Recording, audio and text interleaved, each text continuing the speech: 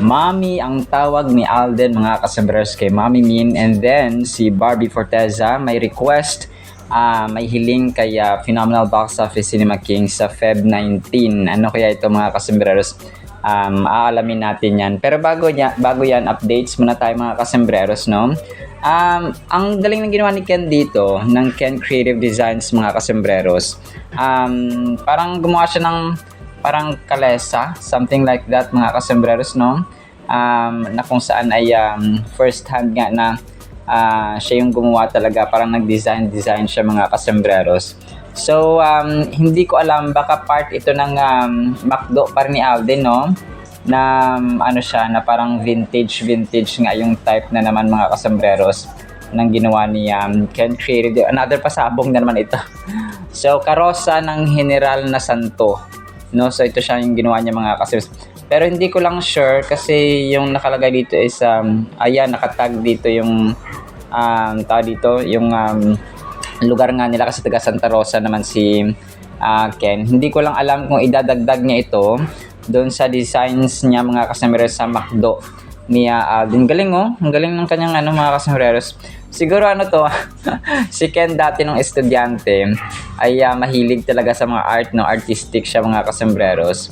So ang ginawa niya dito parang parang sinet up niya muna, tapos hindi ko lang sure kung dito na niya, palagay ko ita-travel pa niya ito or dadalhin mismo sa McDo or sa kung sino man ang nagpagawa sa kanya. Wala na kasi nakalagay dito kung sa McDo ito ni Alden sa kanyang caption eh. Yung nakalagay lang dito is yun, tawag dito, karosa. Parang karosa ng General na Santo. So yun lang nakalagay dito mga kasembreros. So parang yung panahon pa ng giyera na may kanyon at saka may karosa, ang tawag dito sa amin karo sa Ilonggo or sa Bisaya karo. Yung mga ganito mga kasusno karo, yung gulong na malaki. Tapos dati ay nilalagyan ng mga tawag dito ng mga mais, ng mga kung ano mga palay, for example, na hakutin mga kasembreros. Tapos ito, 16 hours ago, Positive Outlook Daily. Parang naka-learn siya sa sinabi ni Ma'am Catherine mga kasembreros ng kanyang wisdom, no?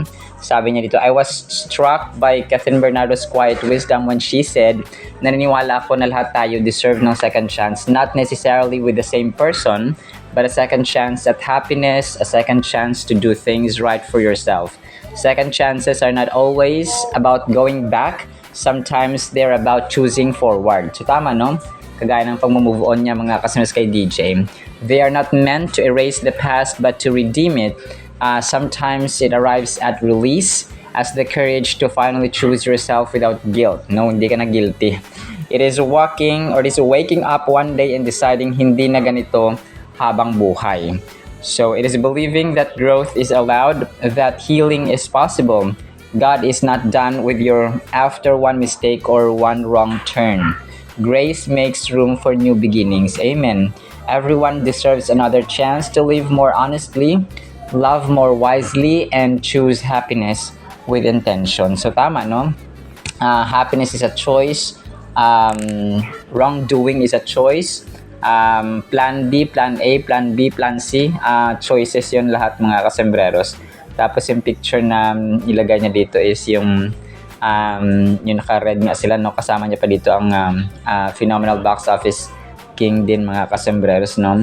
Tapos ang cute nito, may isang may isang fan nag-post siya mga kasembreros, no? Hindi ko to nasama dati kasi kaso ang cute ng kanilang postura.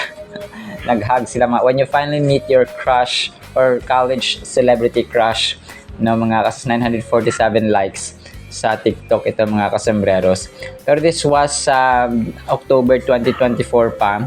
Hindi ko kasi siya si Pat Riggs, no, Patricia siguro ang pangalan nito, no, mga kasembreros. So Patricia, tapos ang apelido nilagay nito sa TikTok na account niya ay Riggs, R-I-G-S-S.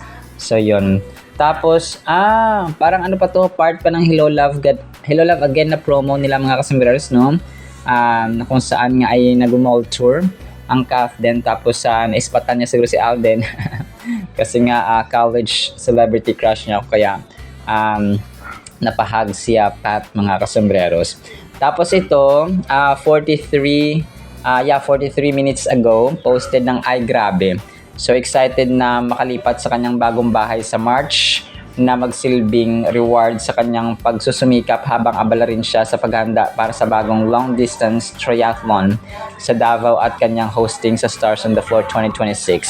So pero ito mga kasombreros, hindi pa sure kung March yung yung bagong bahay, yung paglipat niya sa bagong bahay. Kasi wala pang fix na, no. Ang sabi doon ni Pat Kauna, no, Sir Pat Kauna, ay a few more months pa, no, sabing ganun. So wala siyang exact timeline or date or buwan na nilagay, mga kasombreros, no. Yung March siguro ito yung tinutukan niya sa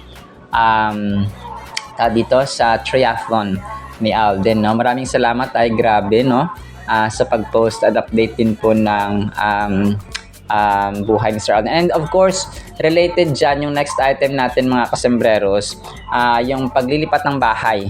Okay? Kasi ito yung nasabi din ni Ma'am Tony Gonzaga doon sa pagpunta nga ni na Alden at saka ng team ni Sir Pat Kauna sa Scavolini, na isang Italian furniture establishment, mga kasombreros, na kung saan ay kasama ni Alden dito si Tony Gonzaga, si Nikki Hill, si Pauline Luna Soto, mga kasombreros, no. Tapos parang interview nila sa dito na, no. Hindi ko alam kung ambassador sila or parang yon, no, parang faces sila ng Scavolini, mga kasombreros. So mamaya tatry ko itong i-play itong sinabi ni Alden dito, mga kasombreros, na Sir Pat Kauna and the team of Alden Richards, of course, ay nag-desire, no, na kuha pa ng Italian products, mga kasombreros, tulad nga ng Scavolini. So yung prestige, yung ganda, yung quality ng kanilang mga produkto, mga kasombreros, especially furniture, ay nagustuhan ni na Alden and ng team ni Sir Pat Kauna, mga kasombreros. So yun, talagang talagang ready na nga. So kasi yung sabi dito ni Tony Gonzaga, you're moving to your new house. So sabing ganun ni ni Tony Gonzaga, mga kasombreros. Pero yun, hindi siya matik naman na agad-agad, mga kasombreros, kasi matagal na to, no. Last year pa tong pagbisita nila or pag tingin-tingin or pag-canvas, mga kasombreros, ng produkto sa Scavolini, na isang Italian furniture establishment. So yun, papakinggan or piplay ko ito mamaya, mga kasombreros, para mapakinggan ninyo. Tapos related din dyan, yung alam yung ilaw dun sa bahay ni Alden. So ito yun, no, yung ilaw na sobrang nagustuhan ni Alden nga doon sa kanyang tawag dito, sa kanyang bagong bahay na lilipatan, na kung saan ay under construction, under development pa, mga kasombreros, under develop pa.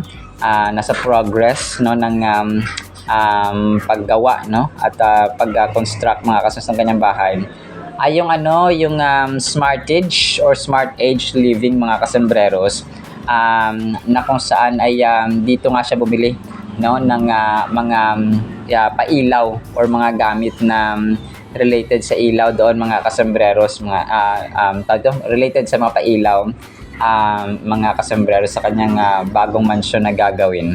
So yun, tatry ko rin play ito mamaya kasi hinanap ko yung hinanap ko yung tawag dito, yung pinagbilhan niya, na sobrang natutuwa siya dun sa isang video nga ng na pinost din niya sa kanyang Instagram, na nakatingin siya dun sa ilaw, mga kasombreros, sa taas, na hindi siya chandelier pero unique siya na design, mga kasombreros, no, ng kanyang pailaw or ng ilaw, mga kasombreros. So yun, mamaya. So ito yung Smartage, no. Talagang ang ganda kasi lahat na napupuntahan nila, na kung saan nagka-canvas sila, tinitingin sila ng mga furniture or ng mga gamit sa bahay ni Alden, ay talagang nagpo-post din sila, mga kasombreros, no. So kumaga parang nasusundan natin yung sa bumili si Alden ng ganito, So ang inaantay ko dito, which is part ng ating next item, mga kasombreros, ay kung bumili ba siya ng mga toilet na ng mga toilet na products, mga kasombreros, or bathroom products, sa negosyo or business ni Mami Min, mga kasembreros, no? So, abangan natin yan, mga kasembreros, kung dito, legit nga na bibili siya doon. Tapos ito, posted ni Hello Nadine. Sabi niya, medyo nalito ako dito. Since A will be working with President, referring to Nadine Lustre, for Love Siargao, also looking forward for more Alden and Chris interaction. So, medyo nalito ako dito kung sino si Chris, mga kasembreros, no? Chris Bernal. Ang daming reactions, so 850 likes and reactions, mga kastas. Picture ni fan. Hindi ko lang baka ito si Chris, no, yung fan, mga kasembreros, na nagpa-picture kina Nadine, mga kasembreros, at saka kay Alden Richards. So, medyo nalito ako kung sino si Chris, no? And medyo na-curious ng konti kung sino si Chris, mga kasembreros. Pero ang Facebook page nito ay kay Hello Nadi, no? Parang siya, fan page ng ni Ma'am Nadine Lustre, mga kasembreros. Tapos ito, natutuwa na naman ako dito sa pinost niya Legends of Pinoy, no, 13 hours ago. Sabi niya, yung thumbnail natin ay ginamit niya, no? Huling-huli, nag-umapaw na ang kilig dahil sa wakas ay hindi na may tatago ang tunay na nararamdaman ni Catherine para kay Alden, habang kumakalat ang balitang lumipad ng aktor patungong Davao para sa isang lihim na pagtatagpo na tiyak na yayanig sa buong mundo ng showbiz. So, basahin ang buong detalye. So, maraming salamat, no, Legends of Pinoy. Pero yung pagpunta ni Alden sa Davao, sa March pa naman yun, no? According nga dun sa 24 oras na para sa kanyang BYD Triathlon Celebrity Relay, na makakasama niya sina Nico Bozico at Will Dasovich, mga kasembreros. So, ginamit yung thumbnail natin, no, sa YouTube, mga kasembreros. Maraming salamat, no, Legends of Pinoy Showbiz, sa paggamit sa ating o pag-share sa ating thumbnail din po. Tapos, ito, si Girly Zell Shin Osni, 6 hours ago, no, sabi niya, wala naman talaga kayong dapat itago. Alden nag-post na Catherine at Alden, no need to hide. So, yun. Wala ang daming likes. So, 6 hours ago, 173 reactions, mga kasembreros. Tapos, picture ni Kath and Alden, of course, no. Tapos, yung isa ay nasa Hello, Love, Goodbye pa sila, mga kasembreros. So, wala silang dapat itago. Tapos, private, no? Private yung kanilang status, mga kasembreros. Private but not secret, no? Yun ang low-key lang ang Kath din, mga kasembreros, kasi ayaw nila ng sobrang ingay na relationship. Pansinin nyo, ang daming na-spotted kung saan-saan. Tapos ilang buwan lang naghiwalay agad, no? Dati sina Andrea Brillantes, Richie Rivero, Kobe Paras, Kylie Alcantara. Although hindi natin gusto itong mga breakups nito, no? Pero syempre, choice naman nila yung mga kasembreros na nga, no? Kahit nga sina Max Collins, no? Pancho Magnum, sina iba, no? Di ba? Kinasal na nga sila, mga kasembreros. Si Richard Gutierrez, Sara Labati, may mga anak na, Aljo Rabrenica, Kylie Padilla. Tapos spotted ngayon parang si Ken ng SB19, mga kasembreros, no? Tsaka yung girlfriend niya, si David Licao ko yata meron ng girlfriend na parang rumored girlfriend, mga kasembreros. So, yung mga PBB housemates yata, no? Parang nagkakamabutihan na rin. Basta maraming mga spotted ngayon, mga kasembreros. Tapos, malalaman mo na lang ng ilang buwan ay naghihiwalay, mga kasembreros, na of course hindi natin gusto. Pero yun nga, no? Ito yung matured kasi, no? Alden and Kath are both matured when it comes to handling relationships. So, yun na yung kakaiba sa kanila talaga, mga kasembreros. No? Ano sila? Maalam, wise, no? Yun, full of wisdom sila, mga kasembreros, pareho. Si Ma'am Catherine, full of wisdom. Si Alden, full of wisdom. So, kung kaya, sila, low-key lang, no? They know how to handle, they know how to speak, they know how to speak and when to speak, no? Kung kailan dapat magsalita at hindi dapat magsalita, kung paano magsalita, paano i-approach, no? Paano yung i-deal. So, ganoon siya, no? Kasi alam naman natin yung during their interview sa Hello Love Again, yung sa mga promo pa, so nakita natin yung wisdom talaga nila, mga kasembreros, na kakaiba, no? Talagang may pag-uusap at saka may brainstorming sila ginagawa mga kasembreros kapag sila nag-uusap. Kapupulutan mo ng aral at saka inspiration yung kanilang mga sinasalita. So the way they speak, tapos ano sila, alam nila kung kailan magpapakita at hindi dapat magpakita. Kung ano dapat ang ipopost, kailan ipopost, no, yung mga sa Instagram at saka sa social media accounts nila. So gano'n, no? Talagang tahimik at low-key lang talaga sila mga kasembreros. Yun yung kakaibahan sa kanila, no, mga kasembreros na hindi natin sila pwedeng i-kumpara sa anumang tandem mga kasembreros. So, kasi ang tendency ay pag nasawsawan na ng mga issues, doon na nagkakaroon ng lamat at saka naghihiwalay mga kasembreros. So, which is definitely ayaw din natin namang mangyari. And then ito, no? Next item tayo mga kasembreros. Ang kulit nito, no? Congratulations sa Kathleen admin din ito mga kasembreros. No, 4 hours ago, Kathleen Fanatics, happy followersary to my awesome followers. Tapos, no, kasi Kathleen siya, pictures dito ng Kathleen, si Ma'am Kathleen nag-gym, sila physical fitness era, no, ng Kathleen. Tapos si Alden ay nagbabike mga kasembreros, no, na naka black and white. So healthy living yung dapat na gawin mga kasembreros, kasi ngayon ay talagang marami ang nagkakasakit. So nagkakasakit ngayon walang bisyo. Much more yung walang bisyo, no, mga kasembreros and mga Kathenatics. Kung kaya ingat-ingat na tayo sa ating mga kalusugan. So, and Kathleen, no, they are examples of kumbaga pa ng dito ng pagiging healthy, pagkakaroon ng healthy lifestyle mga kasembreros and mga Kathleen. And then ito, 2 hours ago, natatawa lang ako dito sa sa caption sa picture, no. 2 hours ago, Abante News Online, makalipas ang mahigit na 1 dekada at magkaiba na ng networks, ngayon lang magkakasama at magtatambal sa isang series sina Alden Richards at Nadine Lustre. So tapos natatawa ako dito sa Atat, no. Alden, Atat, makatrabaho si Nadine. So grabe naman sa Atat, no. Pero excited lang siguro, no. Ganun siya mga kasos, no. Very excited po ko. Very excited po. When the project was pitched to me, mas nasabi ko na this is something new for me as well. And I'll be able to work with Nadine Lustre kasi isa siya sa mga tao sa industry na gusto ko makatrabaho. So, Alden Richards. So, yun. Excited. Pero pag tinagalog mo, no, Atat. So, Atat. No? Ang Atat kasi sa English ay pwedeng excited, no? So, may point, no? Medyo may point siya mga. So, ang daming likes. So, 2 hours ago na pinost ay 163 likes mga kasembreros. Tapos ito 6 hours ago posted naman ni Amy de la Cruz mga kasembreros, no. Itong 6 hours ago 147 likes. So ang dami dami rin po mga kasembreros, no. Tapos sa pictures nga ng Kathleen na naka-black sila pareho mga kasembreros. So talagang lang low-key lang din ang low-key lang ang dalawang ito mga kasembreros sa kanilang status. So ito na nga main item tayo mga kasos, or major item tayo mga kasembreros.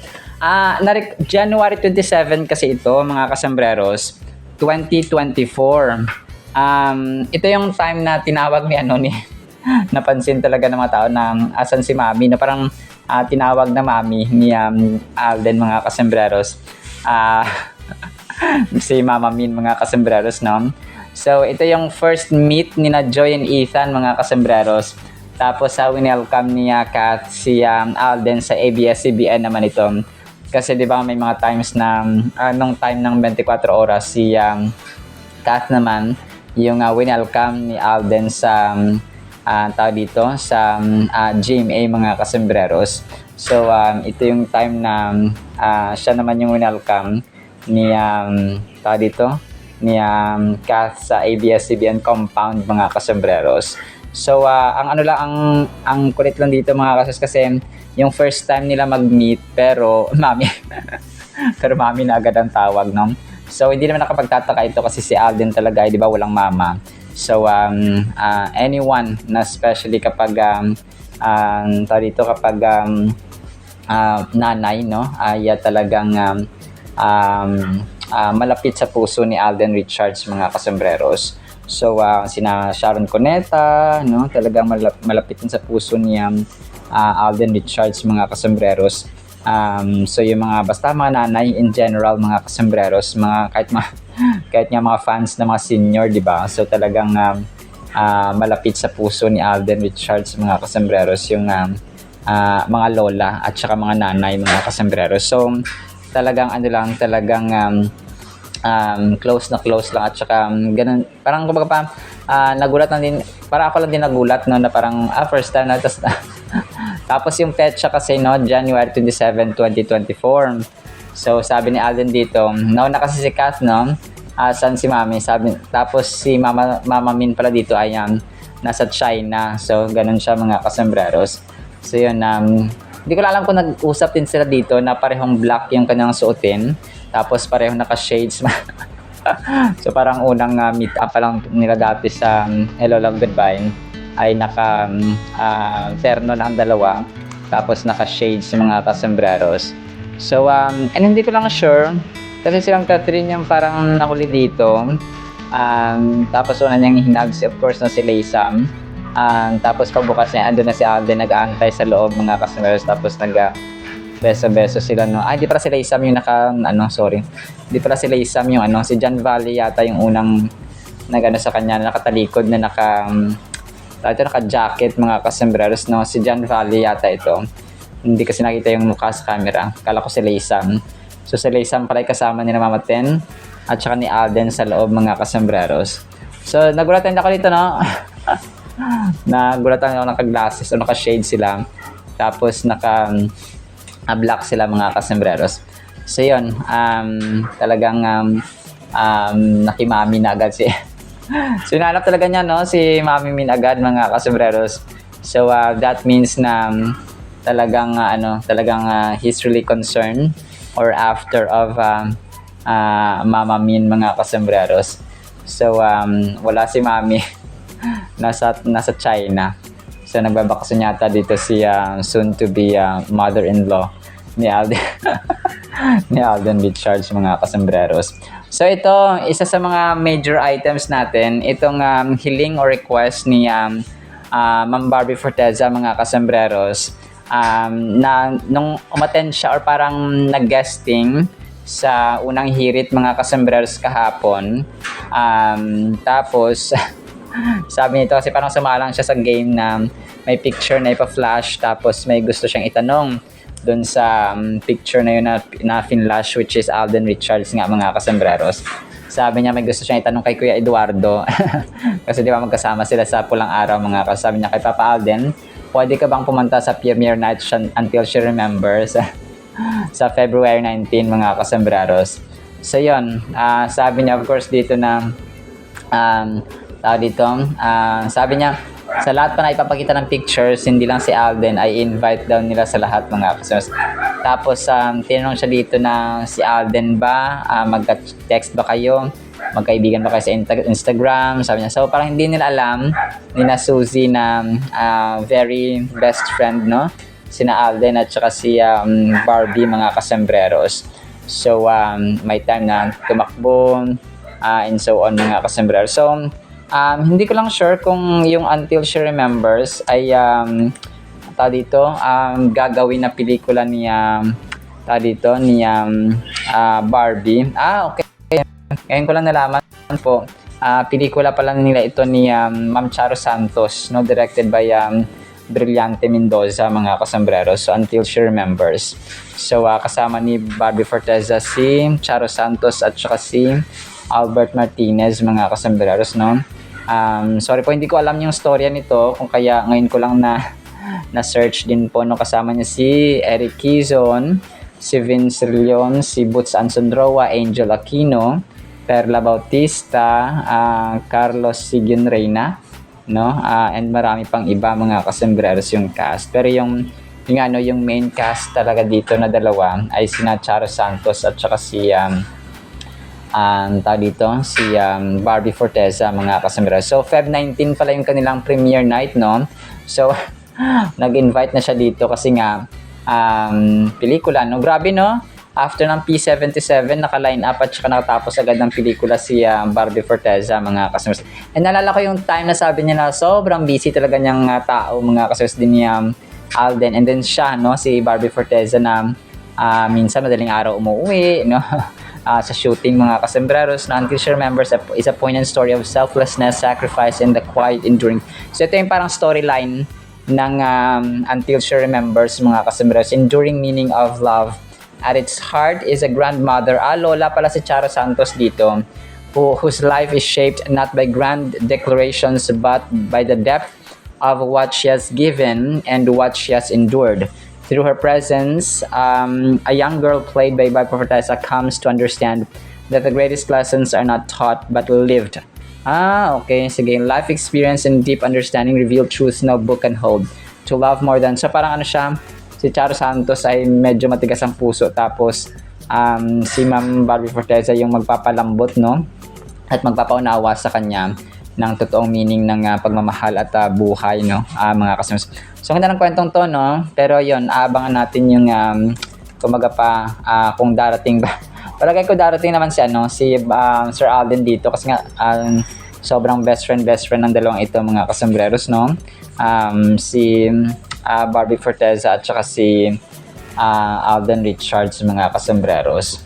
So, yon, pero aabangan natin kung talagang makakarating si Soiti mga kasambreros.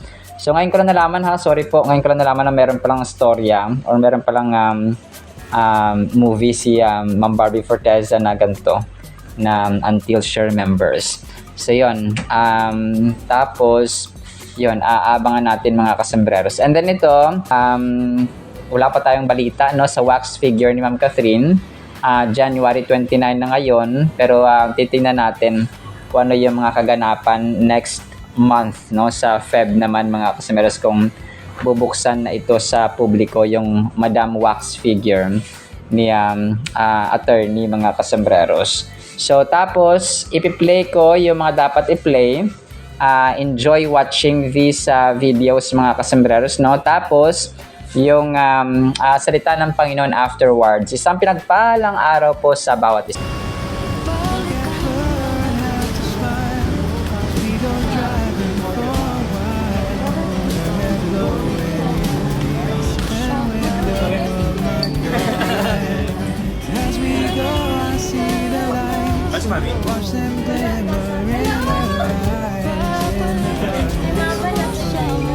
Bilang natin dati na we're here sa... Unang picture. Sino kaya yan? Ay, napakagwapo naman. Ayan. Mahal ng lahat. Yes, oo. Alden, Richards. gusto kong itanong kay Aking Alden. Kuya Eduardo. Kay Papa Alden, pwede ka bang pumunta sa premiere night ng Until She Remembers? Sa February 19 na yan. Sana makapunta ka. Alden. Nag-invite. Actually, dun sa mga ipapakita pictures, invite ko po kayong lahat. Lahat kayo, same yung question ni Barbie sa inyong lahat. Si Alden ba, ka-text mo ba siya? Yes, Ka-Instagram? Okay. magkaibigan ho kami. So mukhang madali mo naman siya maimbitahan. Yes, pero kasi napaka-busy hong tao. Totoo. So, Totoo din ayun, naman. sana ikaw ay available at gusto mong pumunta. Ang cute na pictures niyo together. Yes, ayan, oo. Last year, sabay yung aming pagkahilig sa pagtakbo. correct. Kaya may time na talagang magkakasama kaming Na tumakbo. nagte-try out. For si Alden is moving into a very exciting part in his life because you're moving into your new home Yes, I am. as a bachelor. So why did you trust Scavaldini? Actually, it was my interior designer, Pat Paulan, who's here today, who introduced me to, of course, Sir Brian Mislets. And since a little background about with the Italian brands that I'm able to come across with, parang that's what I appreciate about Italian craftsmanship. I mean, owning something Italian is not just owning something prestigious or something expensive in a way. It's of course it's more than the price kasi. Parang for me, being able to experience all kinds of Italian products, they you know that they pour their heart to it, and that's why being able to have Scavaldini inside my home, my new home, siguro probably next year I'll be able to move in there. It's like owning history and owning an art piece inside your house because I'm at the middle of I want my house to be private and I'm in the middle of that. I don't want guests as much. I don't want to entertain I just want, whenever I'm inside my home, I want peace. Because of our life. Nasa era tayo ng peace. Peace. And quiet. That's what I wanted. So, the kitchen design by Sir Brian here was made specifically for me and not for guests. So, it was me. That's the thing about Scavellini. Everything can be personalized from the smallest of detail, and that's what I appreciate about it. So, of course, I don't usually cook, but I feel like having this kind of, product inside your homes is something very encouraging in a sense. And, syempre, it's Scavellini yan, so, I mean, we should utilize and maximize it. And coming from all the stories of Sir Brian and Mr. Pina, of how Scavellini developed over the years, it's, for me, Scavellini is timeless. So, I don't have to really think of, a lot of improvements in terms of the kitchen when I wanted Scavellini to be part of my home, because I know that it will last a lifetime. Wow, beautiful. I think we can all agree. Nikki, Pauline, and I'd like to thank, of course, Marl and Sir Jensen for everything. Thank you so much. And of course, Manila's design sweetheart, Pat Kaunan, the best interior designer that I've known so far. Thank you so much, ma'am. Now, I have just one question for you tonight. So, Di ba marami? No. Bawal pa siya. Mag-press pa tayo dito. alright. So, why did you choose Sanitec and Joe for your bathroom? With everything I saw tonight, actually my knowledge of Jomo became more broad and more extensive. I think more than Jomo being a brand, I think it's a movement. It's a movement for sustainability. It's a movement for innovation. For right now, technology and artificial intelligence is very much dominant in our everyday lives, whether by our homes, our cars, even our smartphones. Sobrang relevant ng ating Word of God, mga kasembreros. Ang title natin ay Hinahanap Nating Leader. Psalms 21 verses 6 to 7. For you, God, have made him most blessed forever, or blessed forever, referring to a king or president, mga kasembreros. You have made him exceedingly glad with your presence, for the king trusts in the Lord, and through the mercy of the Most High, he shall not be moved. Napakaganda ito, mga kasembreros. So sa ating gobyerno, no, sa kasalukuyan, mga kasembreros, talagang tayo po ay naghahanap ng leader na na pinagpala, leader na may takot sa Panginoon. Kasi ang leader na may takot sa Panginoon ay ang leader na matatakot din na gumawa ng pagnanakaw, no, ng self-interest sa mga kasembreros, mga personal gains, pagiging greedy, no, pagiging sakim, pagiging insatiable, basta no, lahat-lahat mga kasembreros. Kung yung welfare, yung kapakanan ng masa, yung kapakanan ng mga may hirap, kapakanan ng mga tao, mga kasembreros in general, yung magiging pangunahing adhikain or plano ng presidente or ng leader or ng public officials, maybe a mayor, a congressman, a barangay captain, or a senator or congressman, for example. So lahat ng public officials. So kasi dito sa Psalms 21 ay yung sinasabi dito ni Haring David, no, na may isang leader, mga kasembreros, na iniangat ng Panginoon because this king or this president or prime minister or this leader is exceedingly glad sa presence ng Panginoon.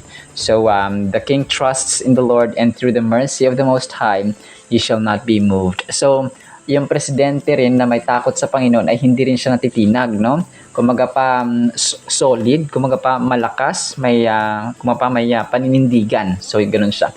Kasi bilang presidente, dito ko na realize, mga kasos, na kapag presidente ka, kapag wala kang command, kapag lalamnya ka, tapos parang na-influensyahan ka lang ng mga advisors mo, for example, na mga tao sa paligid mo, na mga miyembro mo, for example, ang nangyayari, wala kang sariling desisyon.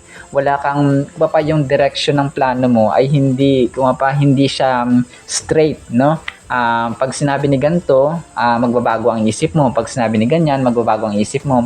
So, walang clear direction, walang clear plan mga kasembreros. At of course, no, walang clear na strategy kung paano ma-solve ang isang problema. Kapag ikaw ay walang kapapasariling prinsipyo or hindi ka firm ba, no? Hindi ka firm sa iyong panindigan or prinsipyo sa buhay, especially when you are a president or when you are a public or elected public official, mga kasembreros. So this verse from Psalms 21, so specifically dito, ay focus tayo sa verse 7, mga kasembreros, no? Carries a profound meaning, especially when we reflect on the relationship between faith and leadership. So, napakaganda nung David leadership. So kasi meron akong book na na nabasa. So part din ito ng The Purpose Driven Life ni Pastor Rick Warren, na napakaganda na kung ikaw ay isang leader, or John Maxwell pala. Yeah, John Maxwell. So kapag ikaw ay leader, tapos gusto mong maging effective na pinuno, mga kasembreros, especially kapag ikaw ay tata, ikaw ay nanay, mga kasembreros, no? Basahin niyo po yung mga books ni John Maxwell.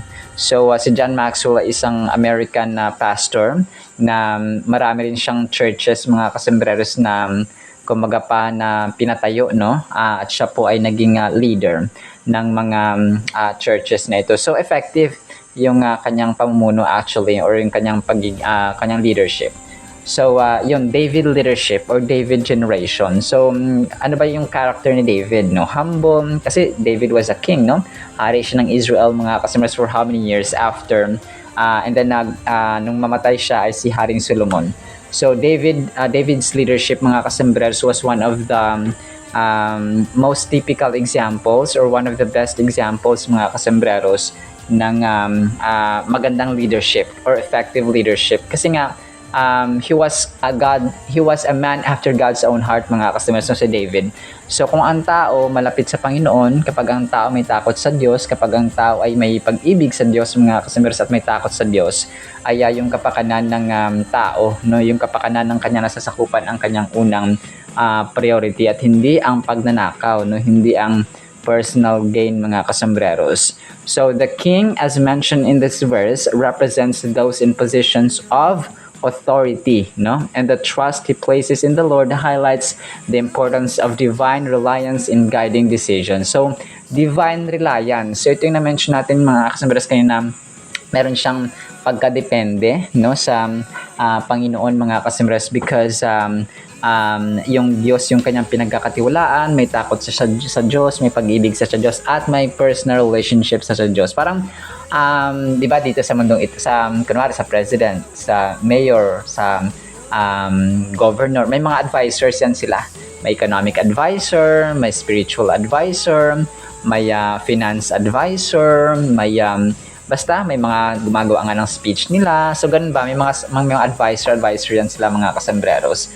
So and si God, kung ang isang leader ay may takot sa Diyos, so si God ang kanyang greatest, no, na advisor, mga kasembreros. Kasi nga kapag ang pinuno na nagbabasa ng Biblia ay ako pa bibigyan ng wisdom, bibigyan ng direction at a firm principle, mga kasembreros, at direction ng Diyos. Sabi ito, when we say that he trusts in the Lord, it indicates a deep personal faith that goes beyond simple acknowledgement of God's existence. This trust is an act of surrender and reliance on God's wisdom and understanding. So nagre-rely siya, no, mga, hindi naman ibig sabihin na tao dito, sige, mag-ano tayo dito, magsimba tayo buong araw, o sige, mag-pray tayo buong araw, sige, Bible study tayo buong araw. So pwede lang gawin yon, but not all the time, kasi kailangan magtrabaho, mga, hindi naman ibig sabihin na sige, mag-rely tayo sa Diyos, no, talagang kasi kapag nag-rely tayo sa Diyos ay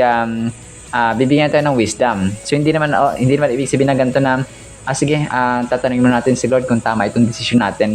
Sige, mamaya mag-aantay ako ng sagot.